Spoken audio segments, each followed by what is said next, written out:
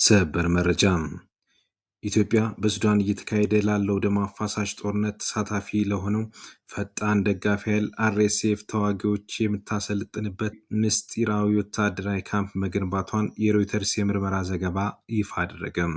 ይህ እርምጃ ቀጠናዊ ውጥረቱን ወደ አዲስ ምዕራፍ ሊያሸጋግር የሚችል አደገኛ ክስተት መሆኑም ተመላክቷል።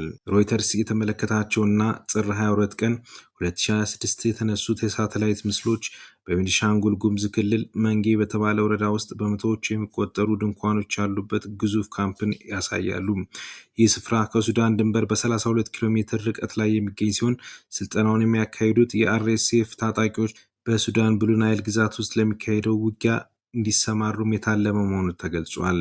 እንደ ዘገባው ምንጮች እስከ ጥር ወር መጀመሪያ ድረስ 4300 የሚሰለጥኑ ተዋጊዎች በካምፑ ውስጥ ወታደራዊ ስልጠና ሲወስዱ ነበር። ካምፑ በአጠቃላይ እስከ 10,000 ተዋጊዎችን የመያዝ አቅም እንዳለው ዲፕሎማሲያዊ ሰነዶች ያመላክታሉ። ለሮይተርስ መረጃ የሰጡት 8 የከፍተኛ የደህንነትና የመንግስት ምንጮች እንደሚሉት ለካምፑ ግንባታ የገንዘብ ድጋፍ ያደረገችው ወታደራዊ አሰልጣኞችና ሎጂስቲክስ ያቀረበችው የተባበሩት አረብ ኤሚሬትስ ዩኤኢ ናት። የተባበሩት አረብ ኤሚሬትስ የውጭ ጉዳይ ሚኒስቴር ግን በሱዳን ግጭት ውስጥ በማንኛውም መንገድ እጃቸው የሌለበት መሆኑን ገልጸው ክሱን አስተባብለዋል። ይሁን እንጂ የአሶሳ አውሮፕላን ማረፊያን ለማደስ የድሮን መቆጣጠሪያ ጣቢያ ለመገንባት የሚደረገው ጥረትም በዚህ የገንዘብ ድጋፍ የሚከናወን መሆኑን ምንጮች ይገልጻሉ። ይህ ወታደራዊ ካምፕ በአፍሪካ ግዙፍ ከሆነው የታላቁ የኢትዮጵያ ህዳሴ ግድብ ከ101 ኪሎ ሜትር ርቀት ላይ መገኘቱም በቀጠናው ዲፕሎማቶች ዘንድ ስጋት ፈጥሯል። ግጭቶች ወደዚህ አካባቢ የሚስፋፉ ከሆነ የግድቡ ደህንነት አደጋ ላይ ሊወድቅ ይችላል የሚል ስጋት አለ። የኢትዮጵያ መንግስት ቃል አቀባይ የሀገር መከላከያ ሰራዊትና የአርኤስኤፍ አመራሮች ለቀረበላቸው ጥያቄ እስካሁን ምላሽ አልሰጡም።